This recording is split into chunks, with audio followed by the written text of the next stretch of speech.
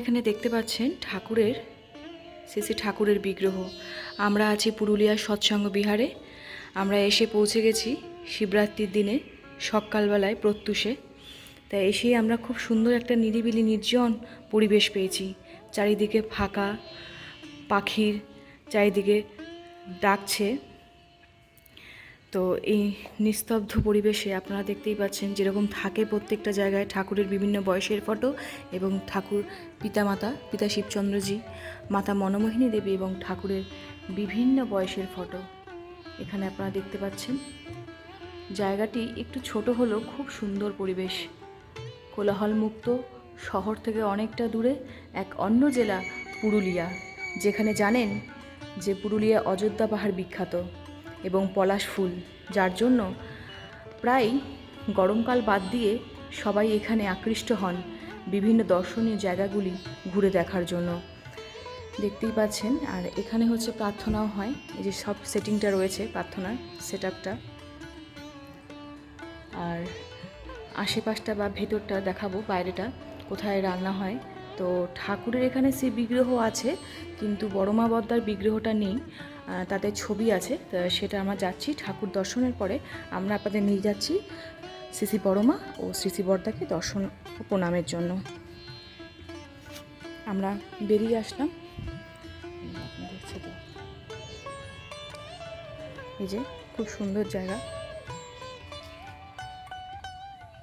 খুব সুন্দর থানকুনি পাতা রাখা আছে। সবাই প্রার্থনার পরে গাছের গোড়ায় গোড়ায় থানকুনি পাতা সবাই তুলে খায় ওখানে। আর ওই জায়গাটায় রান্না হয়, ওই যে ওই জায়গাটাতে রান্না হয়,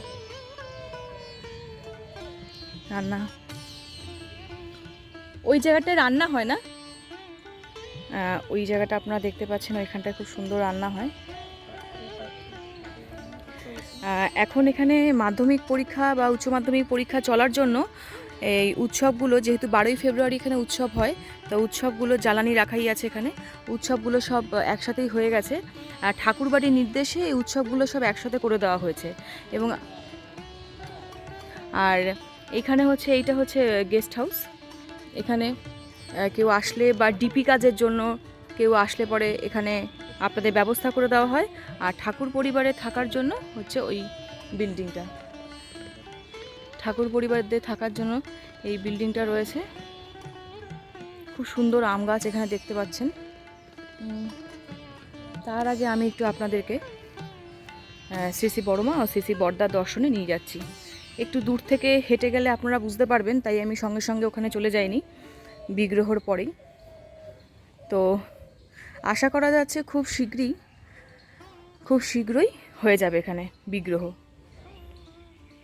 শ্রী শ্রী বড়মা ও শ্রী শ্রী বর্দার বিগ্রহ। প্রণামী বাক্স এখানে রাখাই আছে।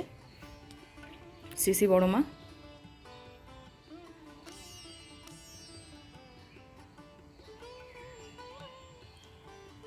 আর শ্রী শ্রী বর্দা।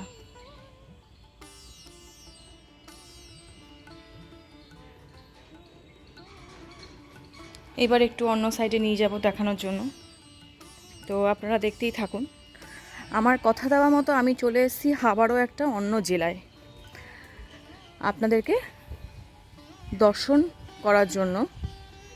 জেলা ও অন্যান্য যে রাজ্যের সৎসঙ্গ বিহার ও সৎসঙ্গ মন্দির কেন্দ্র যা যা রয়েছে, আমাদের চলতেই থাকবে এই সফর সৎসঙ্গ কেন্দ্র মন্দির নিয়ে।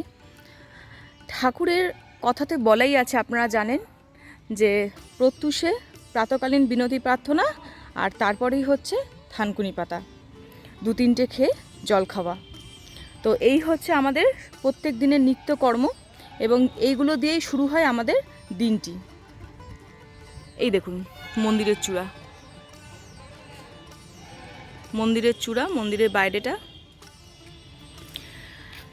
কদিন আগেই বৃষ্টি হয়ে গেছে, যার জন্য ঠান্ডা একটু পরিবেশটা রয়েছে, কিন্তু ঝকমকে রোদ, মেঘলা ওয়েদার নেই।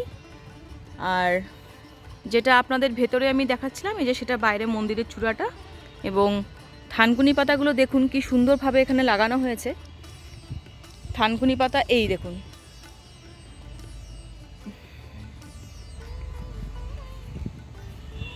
ঠাকুরের যারা দীক্ষিত তারা না আলাদা করে ঠাকুরের মন্দিরগুলোতে কিনে খাওয়ার জন্য তারা করেন না, তারা যাতে ঘরেই পাওয়া যায়, ঘরেই বা এই মন্দিরের পেছনেই ভেতরের মধ্যেই যাতে পাওয়া যায় এই সমস্ত অ্যাভেলেবেল থাকে, তার জন্য তারা সেখানেই লাগিয়ে নেন, যাতে কোনো রকম অসুবিধা না হয়। কারণ এখানে তো অনেকেই থাকেন, অনেকেই এখানে কাজকর্ম করেন।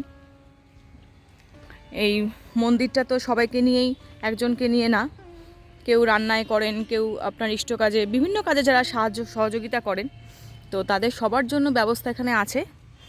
আর যেহেতু গেস্ট হাউস আছে, আপনারা অবশ্যই দর্শন প্রণামে আসতে পারেন এবং এখানে যে ইনচার্জ আছে ফাল্গুনী পাঠক জেঠু, তার সাথে কথা বলে আপনারা এখানে আসতে পারেন এবং ভান্ডারা গ্রহণ করতে পারেন।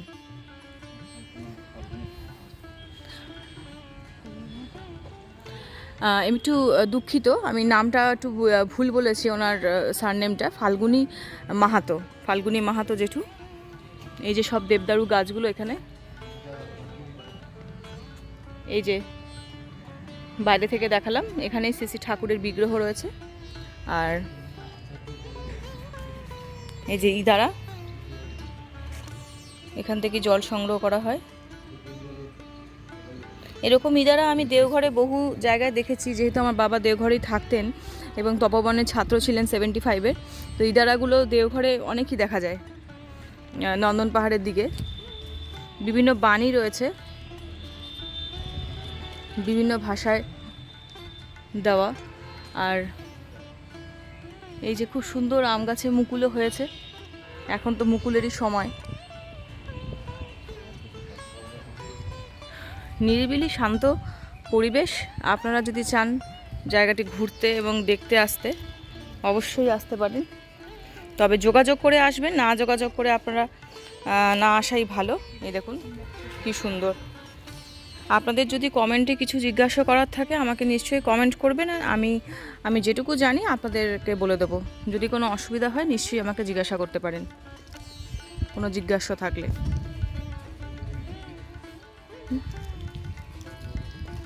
আর এখানে হচ্ছে, এটা হচ্ছে আপনার আচার্য ভবন, ঠাকুরবাড়ি থেকে এলে পরে এখানে থাকেন।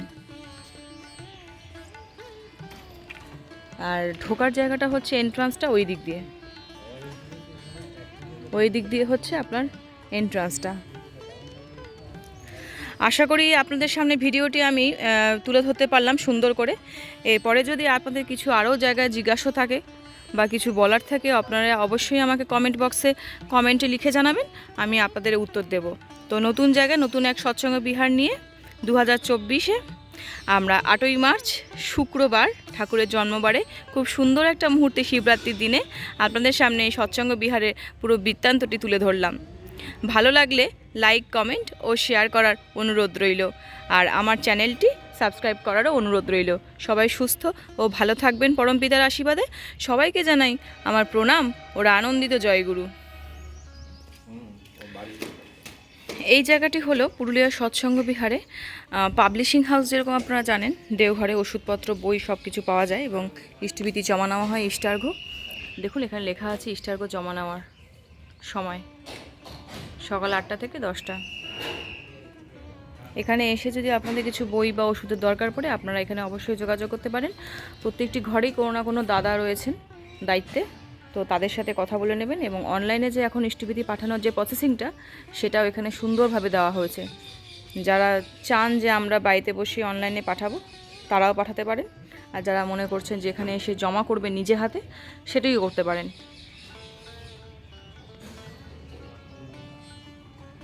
এই যে আচার্য ভবন, এই যে আচার্য ভবনের বিল্ডিংটা একটা সাইড দেখালাম।